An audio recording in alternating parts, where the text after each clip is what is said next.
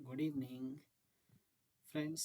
लीन Six sigma course में आज हम कंटिन्यू करेंगे नेक्स्ट टॉपिक।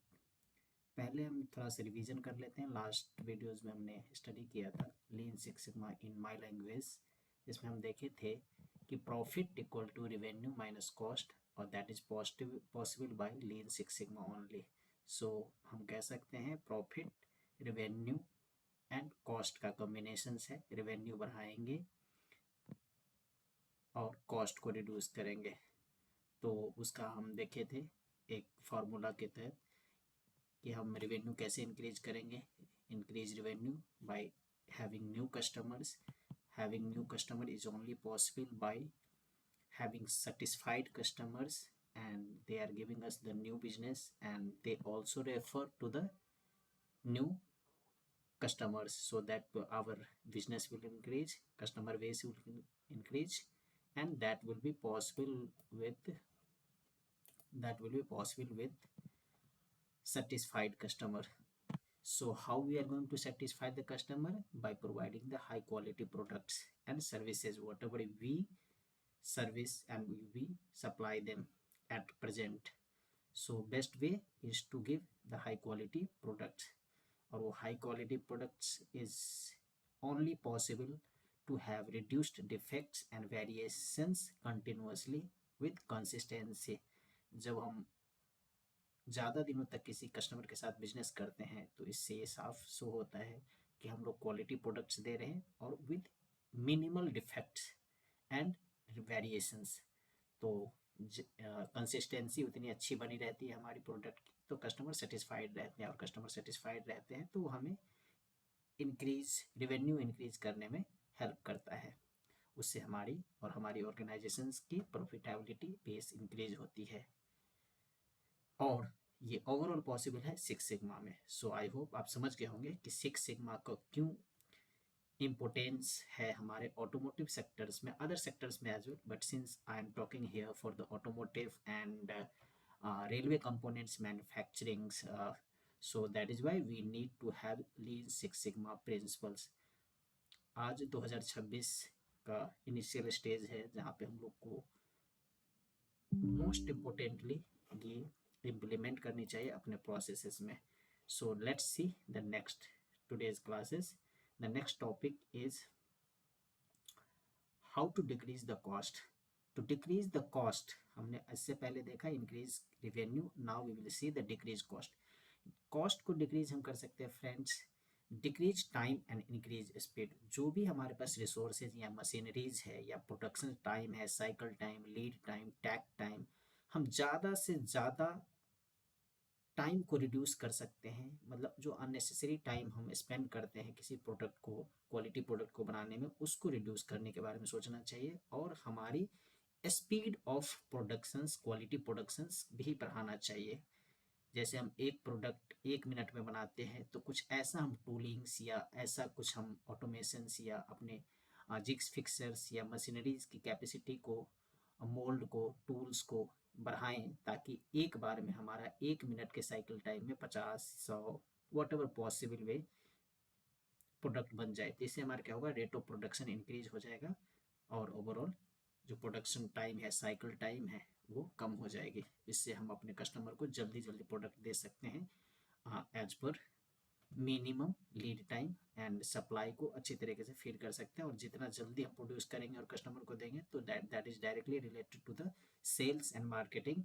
उतनी ज़्यादा हमारा प्रोडक्ट सेल होगी तो ऑब्वियस बात है इंक्रीज रेवेन्यू इंक्रीज होगी, और जो कॉस्ट है वो ओवरऑल कॉस्ट डिक्रीज हो जाएगी।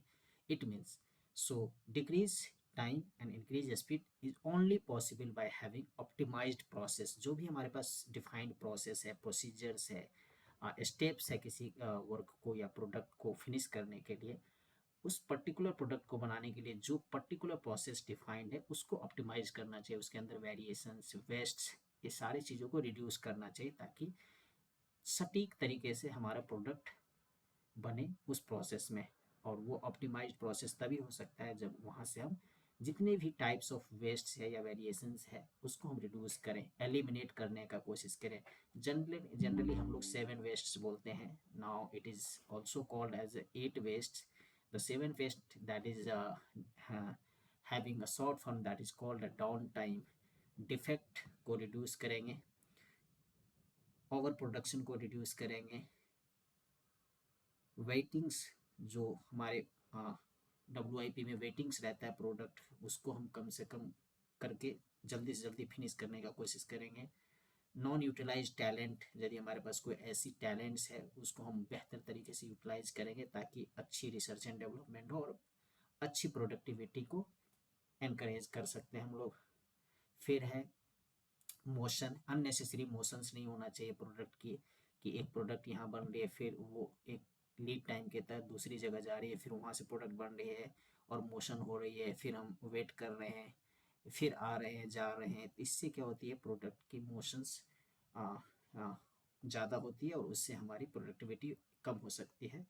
तो इन्वेंट्री, अननेसेसरी इन्वेंट्री हम क्रिएट नहीं करेंगे। जैसे हमें पता है कि हमारी प्रोडक्ट की सेल्स 500 पीस की है, so we will produce only 500 plus minus whatever the required amount is there, only 2% 3%, 510 या 20 प्रोडक्ट बनाएंगे only. We will not produce 5,000 10,000 1 lakhs, so that will make an unnecessary inventories and that will take space and consume the space, that will also block the materials and manpower and machineries as well. So these kind of things has to be eliminated from the process। और ये waste हम तभी reduce कर सकते हैं जब हम लीन principles की यूटिलाइज करेंगे। लीन प्रिंसिपल्स एक ऐसी प्रिंसिपल्स होती है जिसमें हम अपने प्रोसेस के अंदर का वेस्ट को रिड्यूस करते हैं। So I hope now you have understood the Lean Six Sigma. Lean is to reduce the cost by having eliminations of all kind of waste from the process, and Six Sigma is to reduce the defect and variations from the process, so that is called Lean Six Sigma। और दोनों एक दूसरे को accelerate करती है, मतलब एक दूसरे को सपोर्ट करती है। जितना सेपरेटली हम यूज करके करेंगे बेहतर होगा कि हम दोनों को पैरेलली यूज करें, कंबाइंड यूज करें लीन सिक्स सिग्मा को। So in summary we can say that by applying both Lean and Six Sigma, companies can improve efficiency, reduce waste, ensure quality, and ultimately increase the profits of our organizations, of our industries। So, by integrating Lean and Six Sigma, you get the best of both worlds, that is, streamlining processes for cost reduction, that is Lean, and improving quality through defect reduction, that is by Six Sigma। So, I hope this classes is just for you guys to have basic understandings of Lean Six Sigma principles, why we should use this principle in our automotive sectors and any sectors. Even we can say that we should use these principle in our day-to-day life, our home, our house, to have such things and better life, better industries, better office, better productivity। So thank you very much. This courses and classes is just for the sake of revision in Lean Six Sigma in my way, how to increase the profitability। So I hope you guys have understood. Thank you very much. Next classes we will proceed for the method for solving problems. Thank you very much.